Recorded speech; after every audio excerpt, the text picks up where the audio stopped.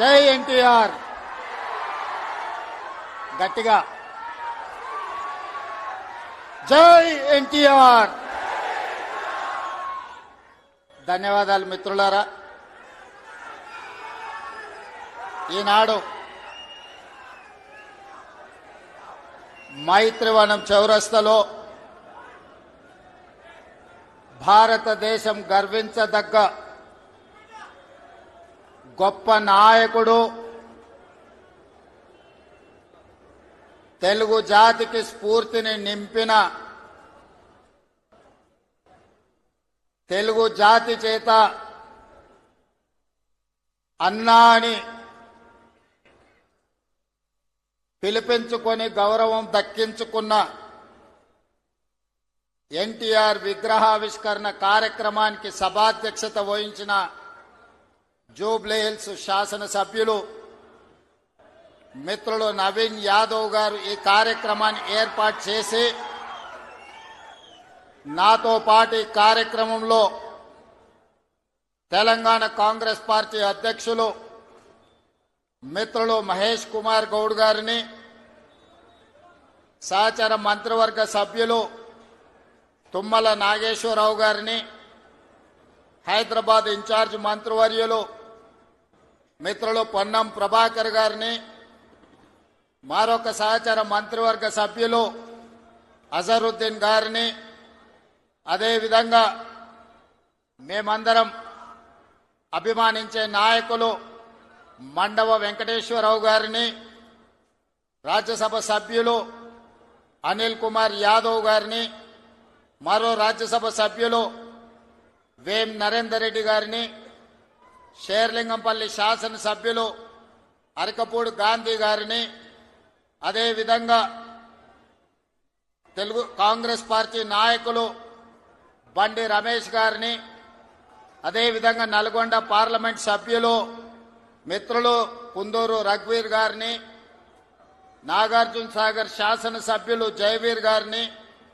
అదేవిధంగా మన అందరి అభిమాన నాయకుడు ఎన్టీ రామారావు గారి యొక్క కుటుంబ సభ్యులు మిత్రులు రామకృష్ణ గారిని, మోహనకృష్ణ గారిని, ఇతర కుటుంబ సభ్యులను, అదేవిధంగా మిత్రులు మోహన్ బాబు గారి పుత్రుడు మంచు మనోజ్ గారిని, అదేవిధంగా సినిమా దర్శకులను, ఇతర నాయకులను, బోయపాటి శ్రీనివాస్ గారిని, ఇతర నాయకులను, సినిమా కళాకారులను, అన్నగారి అభిమానులందరినీ ఆహ్వానించి ఇంత గొప్ప కార్యక్రమాన్ని ఏర్పాటు చేసిన నిర్వాహకులకు అందరికీ మనస్ఫూర్తిగా ధన్యవాదాలు, అభినందనలు తెలియజేస్తున్న మిత్రులారా, భారతదేశ చరిత్రను ఎవరు చదవాలన్నా, భారతదేశ చరిత్ర నుంచి ఎవరు స్ఫూర్తి పొందాలన్నా ముగ్గురు జాతి రత్నాల గురించి ఖచ్చితంగా మనం స్మరించుకోవాల్సిన అవసరం ఉన్నది. మొదటివాడు భారతదేశానికి రాజ్యాంగాన్ని అందించి దళితులకు, గిరిజనులకు, ఆదివాసీలకు ఈ దేశ ప్రధానమంత్రితో సమానంగా ఓటు హక్కును ఇవ్వడమే కాకుండా ఈ తాడిత పీడిత వర్గాల యొక్క అభ్యున్నతి కోసం ఈ రాజ్యాంగాన్ని రచించి, అదే కాదు ఆనాడు మహిళలకు ఓటు హక్కు లేదు. అమెరికా లాంటి దేశంలో మహిళలకు ఓటు హక్కు కావాలంటే కొన్ని దశాబ్దాలు కొట్లాడిన తర్వాత అమెరికాలో మహిళలకు ఓటు హక్కు వచ్చింది. కానీ డాక్టర్ బాబాసాహెబ్ అంబేద్కర్ పురుషులతో సమానంగా మహిళలకు ఓటు హక్కు ఇచ్చి, రాజులకు, చక్రవర్తులకు సమానంగా దళిత వాడల్లో ఉండే పేదలకు ఓటు హక్కు ఇచ్చి, తమను ఎవరు పరిపాలించాలి, ఎవరు శాసనాలు చెయ్యాలి అనంటే పేదవాడే నిర్ణయించుకునే ఓటు హక్కునిచ్చిన డాక్టర్ బాబాసాహెబ్ అంబేద్కర్ను మొదట మనము స్మరించుకోవాల్సిన అవసరం ఉన్నది, గుర్తించవలసిన బాధ్యత మన మీద ఉన్నది. ఇక రెండవ తరం శ్రీమతి ఇందిరాగాంధీ. ఇందిరాగాంధీ అంటే ఒక ఉక్కు మహిళ. ఈ మహిళా స్ఫూర్తి ప్రపంచ దేశాల ముందు ఈ దేశాన్ని తలెత్తుకొని నిలబెట్టే విధంగా ఒకనాడు రాచరికాలు, రాజభరణాలు, జమీందారులు, జాగీర్దారులు, భూస్వాముల చేతుల్లో లక్షలాది కోట్లాది ఎకరాల భూములు ఉన్నప్పుడు అధికారం వాళ్ళ చేతుల్లోనే ఆయుధమై పేదలను హింసిస్తున్నప్పుడు ఈ దేశ ప్రధానమంత్రిగా బాధ్యత చేపట్టిన శ్రీమతి ఇందిరాగాంధీ గారు రాజభరణాలను రద్దు చేయడమే కాదు, భూస్వాముల దగ్గర, జమీందారుల దగ్గర ఉన్న కోట్లాది ఎకరాల భూములను ఆనాడు ఈ ప్రాంతంలో నిరంకుశ నిజాం సర్కార్కు వ్యతిరేకంగా సాయుధ రైతాంగ పోరాటం చేసి భూమి కోసం, భుక్తి కోసం, విముక్తి కోసం యుద్ధమే చేసిన పేదల కోసం భూ సంస్కరణలు తీసుకొచ్చి భూమి రాజుల దగ్గర ఉన్న, భూస్వాముల దగ్గర ఉన్న ఆ భూములను ప్రభుత్వం గుంజుకొని అసైన్మెంట్ పట్టాల పేరు మీద లక్షలాది ఎకరాలను దళితులకు, గిరిజనులకు, ఆదివాసీలకు పంచిపెట్టి భూమి హక్కును ఈ పేదలకు అందించిన గొప్ప నాయకురాలు శ్రీమతి ఇందిరాగాంధీ గారు. ఈనాడు జరుగుతున్న పరిణామాలు చూస్తున్నాం, యుద్ధాలు చూస్తున్నాం, యుద్ధాలలో భారత ప్రధానమంత్రుల లొంగుబాటును చూస్తున్నాం.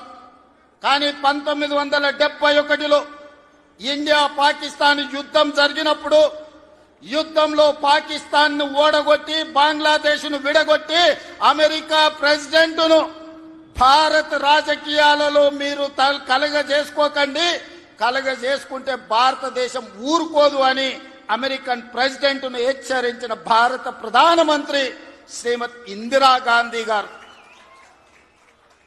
ఈనాటికి ప్రపంచ దేశాలలో ఈ దేశం యొక్క గొప్పతనం, గౌరవం, నాయకత్వ లక్షణాలను చాటి చెప్పిన ఉక్కు మహిళ శ్రీమతి ఇందిరాగాంధీ గారు. వారిని స్మరించుకోవాల్సిన అవసరం ఈ దేశంలో రాజకీయాలలో ఉండే ప్రతి ఒక్కరికి, ఈ యువతరానికి అవసరం ఉన్నది. ఇక మూడో తరం, ఆ తరం గురించి నేను చెప్పాల్సిన అవసరం లేదు. మూడు పదాలు, ఎన్టీఆర్.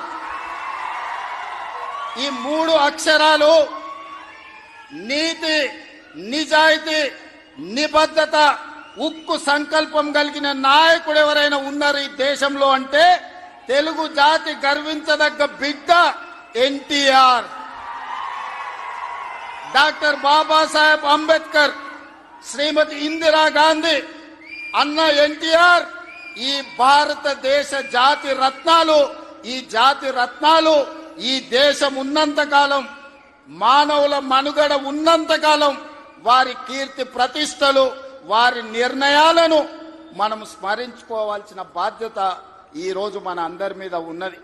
మిత్రులారా, ఈనాడు ఈ కార్యక్రమం తీసుకుంటున్నప్పుడు చాలా మంది చాలా రకాలుగా మాట్లాడుతున్నారు. కాంగ్రెస్ పార్టీ ముఖ్యమంత్రి, పిసిసి అధ్యక్షుడు ఎన్టీఆర్ గారి విగ్రహాన్ని ఏ విధంగా ఆవిష్కరిస్తారు, లేదా ఎన్టీఆర్ గారిది ఆంధ్రప్రదేశ్ హైదరాబాదు నగరం నడిపొట్టున ఎన్టీఆర్ విగ్రహాన్ని పెడతారా అని కొంతమంది మాట్లాడుతున్నారు. ఈ రోజు నేను స్పష్టంగా ఒక మాట చెప్పదలుచుకున్నా. కులాలకు, మతాలకు, ప్రాంతాలకు, భాషలకు అతీతంగా ఈ దేశం గర్వించదగ్గ నాయకుడు ఎన్టీఆర్. ఆ ఎన్టీఆర్ స్ఫూర్తి హైదరాబాదు నగరం నడిపొట్టున వారి స్ఫూర్తితో పరిపాలన అందిస్తున్న మా ప్రభుత్వం అమీర్పేట్ చౌరస్తాలో మైత్రి వనంలో ఈ దారిలో వెళ్లే ప్రతి వాడికి ఒక స్ఫూర్తిని నింపడానికే ఈ రోజు వారి విగ్రహాన్ని ఇక్కడ మేము ఆవిష్కరించుకున్నాం. ఇది విగ్రహం కాదు, ఇది ఒక స్ఫూర్తి, ఇది ఒక గొప్ప అనుభూతి. ఒక ముఖ్యమంత్రిగా ఎన్టీఆర్ విగ్రహాన్ని ఆవిష్కరించడం అంటే నాకు జీవిత కాలం గుర్తుండిపోయే ఒక మధుర సంఘటన.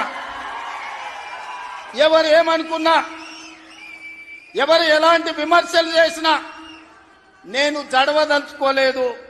నేను చెప్పదలుచుకున్నా ఆనాడు శ్రీమతి ఇందిరాగాంధీ గారు ఈ తెలంగాణ ప్రాంతం నుంచి ఒక పివి నరసింహారావు గారిని, ఒక మర్రి చెన్నారెడ్డి గారిని, ఒక పి శివశంకర్ గారిని, ఒక వెంకటస్వామి లాంటి నాయకులను అందిస్తే ఈ తెలంగాణ ప్రాంతానికి అన్న ఎన్టీ రామారావు గారు ఓ మండవ, ఓ తుమ్మల నాయకత్వాన్ని తెలంగాణకు అందించిండు. ఓ మాధవరెడ్డి, ఓ జానారెడ్డి నాయకత్వాన్ని అందించిండు. ఓ దేవేందర్ గౌడ్ నాయకత్వాన్ని అందించిండు. ఓ కడియం సిఆరి, ఒక మోత్కుపల్లి నరసింహుల లాంటి నాయకులను ఈ తెలంగాణకు అందించడు. అంతెందుకయ్యా, ఈనాడు ఉపన్యాసాలు ఇస్తున్న బీఆర్ఎస్ నాయకుడు కల్వకుంట్ల చంద్రశేఖర్ రావుకి రాజకీయ భిక్ష పెట్టింది ఎవరు? అన్న లేకుంటేనే మీరు నాయకులు అయ్యిండ్రా? అన్న నీడను బతికిన మీరు అన్నగారి గురించి తక్కువ చేసి మాట్లాడు మీకు మంచిదా? వారే కాదు, వారి పేరు పెట్టుకున్న వాళ్ళు కూడా ఈరోజు నాయకులుగా చలామణి అవుతున్నారు. ఆయన ప్రోత్సాహం ఇచ్చి, ఆయన భుజము తట్టి, ఆయన ఒక అవకాశం ఇచ్చిన ఓ తుమ్మల, ఓ మండల, ఓ మండవ, ఓ జానా, ఓ మాధవరెడ్డి, ఓ దేవేందర్ గౌడ్, ఓ కడియం సిఆరి, ఓ మోత్కుపల్లి నరసింహులే కాదు, తెలంగాణలో నాయకత్వాన్ని వహిస్తున్న కల్వకుంట్ల చంద్రశేఖరరావును కూడా ఎన్టీ రామారావు గారికి గుర్తించే రాజకీయ అవకాశాలు కల్పించిన సంగతి ఎవరు మరవద్దు. ఇది చరిత్ర. ఇంకొంతమంది ఆయన పేరు మీదనే చలామణి అవుతున్నారు. కొంతమంది నకిలీలు ఎప్పుడు ఉంటారు. వాళ్ళ ఆలోచనలు ఎట్లుంటాయో కూడా మనం చూస్తున్నాం. అందుకే ఇవాళ మిత్రులారా, ఈనాడు మేము అందిస్తున్న ఇందిరమ్మ ఇల్లు కావచ్చు, ఆనాడు ఎన్టీఆర్ గారు మొదలుపెట్టిన పక్కా ఇళ్ల పథకమే ఈనాడు ఇందిరమ్మ ఇళ్ల పథకం అని నేను ఈరోజు గర్వంగా చెప్పదలుచుకున్నా. ఈనాడు 3,24,00,000 మంది సన్న బియ్యం ప్రతి పేదవాడు దళిత వాడల్లో అన్నం తింటున్నాడంటే, సంటి పిల్లలకు బుక్కెడు పువ్వు తినిపిస్తున్నారంటే ఆ స్ఫూర్తి వెనకాల అన్న 2 రూపాయల కిలో బియ్యం పథకం ఉన్నదని నేను ఈరోజు చెప్పదలుచుకున్నా. ఇవాళ మేము ఇందిరమ్మ చీరలు ఇస్తున్నాం ఆడబిడ్డలకు. పండుగ పూట నాడు పెట్టే మేము చీర సారెగా భావించి ఈనాడు పాలపిట్టల లెక్క ఈరోజు మా ఆడబిడ్డలు చీర కట్టుకుంటున్నారు. దీనికి స్ఫూర్తి ఆనాడు ఎన్టీఆర్ జనతా వస్త్రాలు పేదవాళ్ళకు అందించి కూడు గుడ్డ నీడ అని ఎన్టీఆర్ ఏదైతే ఆలోచన చేసిండో ఆ స్ఫూర్తి ఈనాడు మా ప్రభుత్వంలో అమలు చేస్తున్న సంక్షేమ పథకాలలో కనిపిస్తుంది. మీరు ఒక్కసారి ఆలోచన చేయండి. ఈనాడు వైఎస్ఆర్ ప్రకటించిన ఉచిత కరెంటు కావచ్చు, ఈనాడు రైతులకు మేము అందిస్తున్న 24 గంటల ఉచిత కరెంటు, దీనికి స్ఫూర్తి ఆనాడు అన్న ఎన్టీఆర్ 50 రూపాయలకే హార్స్ పవర్ అని రైతాంగాన్ని ఆదుకోవడానికి వారు అందించిన విద్యుత్తే, వారు అందించిన శక్తే ఈనాడు ఉచిత విద్యుత్తు అని నేను చెప్పదలుచుకున్నా. ఇవాళ మిత్రులారా, ఆనాడు ఎస్సీల కోసం, ఎస్టీల కోసం, మైనారిటీల కోసం అమ్మ ఇందిరమ్మ పాటుపడితే బలహీన వర్గాల కోసం అన్న ఎన్టీఆర్ పాటుపడ్డాడు. ఇవాళ బలహీన వర్గాలు, పాలితులుగా ఉన్న బలహీన వర్గాలు ఈరోజు పాలకులుగా మారినరు అని అంటే అన్నగారి యొక్క ఆశీర్వాదం తెలంగాణ సమాజానికి అందబట్టే పాలితులుగా ఉన్న బలహీన వర్గాలు ఈరోజు పాలకులుగా మారినరు. ఒకనాడు గ్రామాలలో పటేలు పట్వారి వ్యవస్థ ఎంత బలంగా ఉండేనో వాళ్ళ చేతుల్లో తెలంగాణ నలిగిపోతుంటే ఎన్టీ రామారావు గారు పటేల్ పట్వారి వ్యవస్థను రద్దు చేసి పేదలకు విముక్తి కలిగించిన చరిత్ర ఈ ప్రాంతంలో ఉన్నది. ఆనాడు ఇందిరాగాంధీ గారు సాయుధ రైతాంగ పోరాటాన్ని స్ఫూర్తిగా తీసుకొని దళితులకు, గిరిజనులకు, ఆదివాసీలకు భూ పంపకాలు చేపట్టి అసైన్మెంట్ పట్టాలు ఇచ్చి గ్రామాలలో ఉన్న పేదలకు ఆత్మ గౌరవాన్ని ఇందిరాగాంధీ గారు అందిస్తే పటేలు పట్వారి వ్యవస్థను రద్దు చేసి బలహీన వర్గాల ఆత్మగౌరవంతో బతికే అవకాశం ఎన్టీ రామారావు గారు కల్పించిండ్రు. మిత్రులారా, ఇవాళ ఎక్కడైనా చూడండి మా ప్రభుత్వం అమలు చేస్తున్న సంక్షేమం, మా ప్రభుత్వం అమలు పరుస్తున్న అభివృద్ధి ఇందిరాగాంధీ గారో ఎన్టీఆర్ గారో వారి స్ఫూర్తి కనిపిస్తుంది. ఈరోజు ఇందిరమ్మ ఆశీర్వాదం, అన్న ఎన్టీఆర్ స్ఫూర్తి ఈరోజు మా ప్రజా పాలనలో కనిపిస్తుంది, మా ప్రభుత్వంలో కనిపిస్తుంది, మా నిర్ణయాలలో కనిపిస్తుంది. అందుకే ఇందిరమ్మ మాకు ఎంత ముఖ్యమో ఎన్టీఆర్ కూడా అంతే ముఖ్యం. ఇందిరమ్మ ఒక తరం అయితే ఎన్టీఆర్ ఒక శకం. వాళ్ళిద్దరి కలయికనే ఈనాటి ప్రజాపాలన. ఈ ప్రజాపాలన ప్రజలకు అందుబాటులో ఉంది అనంటే ఒక ఇందిరమ్మ స్ఫూర్తి, ఒక ఎన్టీఆర్ యొక్క ఆలోచన విధానం ఈనాడు మేము అమలు చేస్తున్నాం. మిత్రులారా, ఇవాళ మా నిర్ణయాలు మీరు చూసిండ్రు. ఆడబిడ్డలకు ఆర్టీసీలో ఉచిత బస్సు కావచ్చు, ఆడబిడ్డలకి ఈరోజు అదానీ అంబానీలతో పోటీ పడి సోలార్ పవర్ విద్యుత్ ఉత్పత్తి కావచ్చు, ఆర్టీసీలో ఉచిత ప్రయాణమే కాదు, ఆర్టీసీ 1000 బస్సులు ఆడబిడ్డలను యజమానులను చేసి ఈ రోజు వాళ్ళని వ్యాపారాలలో రాణించే విధంగా చేసినాం.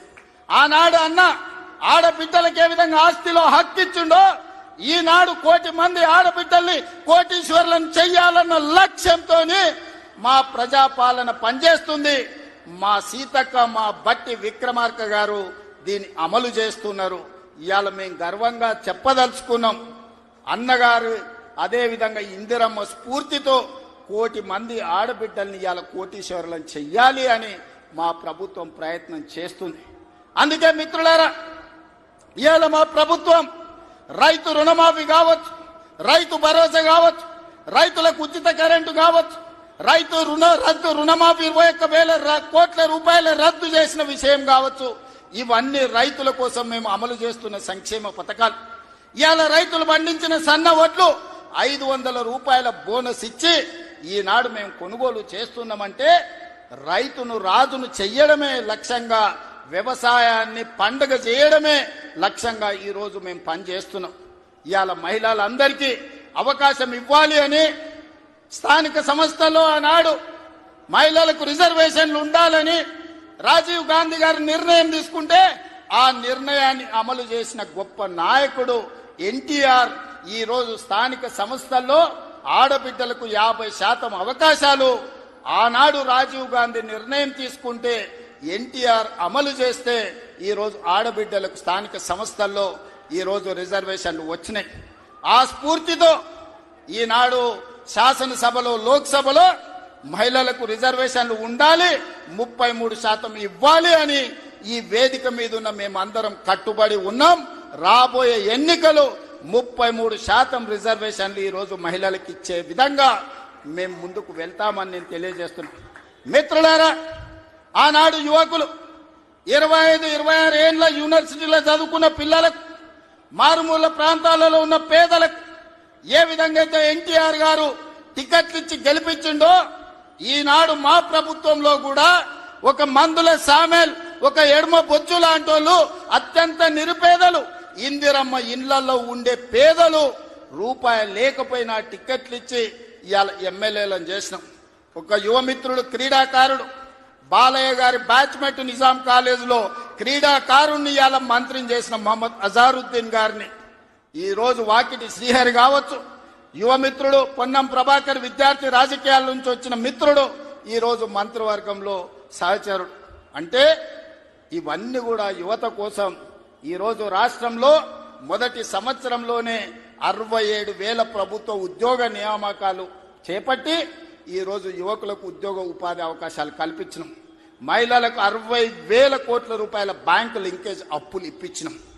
ఈ రోజు మహిళలు వ్యాపారం చేసుకుంటూ, యువకులు ఉద్యోగాలకు పోటీ పడుతుండ్రు, రైతులు వ్యవసాయంలో లాభసాటిగా ఈ రోజు ముందుకు సాగుతున్నారు.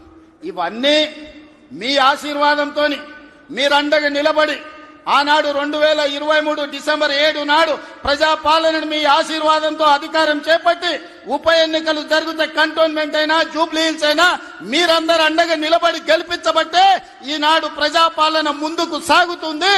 భవిష్యత్తులో మీరు ఇదే విధంగా అండగా ఉండాలి. ఈ సందర్భంగా చివరగా ఒక్క మాట చెప్పదలుచుకున్నా. 94 నుంచి 2004 వరకు 10 సంవత్సరాలు తెలుగుదేశం పార్టీ అధికారంలో ఉంది. 2004 నుంచి 2014 వరకు 10 సంవత్సరాలు కాంగ్రెస్ పార్టీ అధికారంలో ఉంది. 2014 నుంచి 2024 వరకు బీఆర్ఎస్ అధికారంలో ఉంది. ఇవాళ నేను చెప్తున్నా, మీ ఉత్సాహం, మీ ఊపు చూసిన తర్వాత 2024 నుంచి 2034 వరకు మాదే అధికారం. సంక్షేమాన్ని, అభివృద్ధిని అంతర్జాతీయ స్థాయికి తీసుకెళ్లే బాధ్యత మేము తీసుకుంటాం. ఎన్నో అభివృద్ధి పనులు జరుగుతున్నాయి, మీరు అండగా నిలబడండి. హైదరాబాదు నగరాన్ని అంతర్జాతీయ స్థాయిలో అభివృద్ధి చేయడానికి మేము ప్రయత్నం చేస్తున్నాం. ఆనాడు మీ రోజున ఫైనాన్షియల్ డిస్ట్రిక్ట్ కావచ్చు, హైటెక్ సిటీ కావచ్చు, వీటన్నిటినీ చంద్రబాబు నాయుడు గారు ప్రణాళికబద్ధంగా ముందుకు తీసుకెళ్లింది. ఇవాళ మా ప్రభుత్వం 30,000 ఎకరాలలో ఎయిర్పోర్ట్ కి కూతవేటు దూరంలో భారత్ ఫ్యూచర్ సిటీని నిర్మిస్తున్నాం. ప్రపంచాన్ని అక్కడికి తీసుకొస్తాం. ఈనాడు మన యువత ప్రపంచ దేశాలలో దిగ్గజ కంపెనీలకు పనిచేస్తున్నారు. సత్య నాదెళ్ల కావచ్చు, శంతను నారాయణ్ కావచ్చు, అజయ్ బంగా కావచ్చు, ప్రేమ్జీ వాత్సవ్ కావచ్చు, వీళ్ళంతా హైదరాబాద్ బాయ్స్.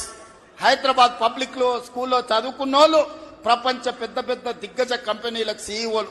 ఇవాళ మనం ఎక్కడికో వెళ్ళి ఆ కంపెనీలలో పనిచేయడం కాదు, ఆ కంపెనీలను ఇక్కడికి తెస్తాం, భారత్ ఫ్యూచర్ సిటీలో పెట్టిస్తాం. ఈ కంపెనీలను పెట్టడమే కాదు, అలాంటి కంపెనీలకు తెలంగాణ యువతను యజమానులను చేసే బాధ్యత ఈ ప్రభుత్వం తీసుకుంటుంది. నూతన విధానంతో ప్రోత్సాహకాలు ఇస్తుంది, యువతకు ఉద్యోగ ఉపాధి అవకాశాలు కల్పిస్తుంది. మన నగర అభివృద్ధి కోసం మీరందరూ సహకరించాలి, మీరందరూ అండగా నిలబడాలి. ఇంత గొప్ప కార్యక్రమాన్ని ఏర్పాటు చేసి ఈ కార్యక్రమాన్ని ఒక స్ఫూర్తిని నింపే విధంగా, ఒక ఇందిరమ్మను, ఒక అన్న ఎన్టీఆర్ ను స్మరించుకునే వేదికగా మార్చినందుకు మీ అందరికీ మనస్ఫూర్తిగా ధన్యవాదాలు, కృతజ్ఞతలు తెలియజేస్తూ మీ అందరి దగ్గర సెలవు తీసుకుంటున్న మిత్రులారా.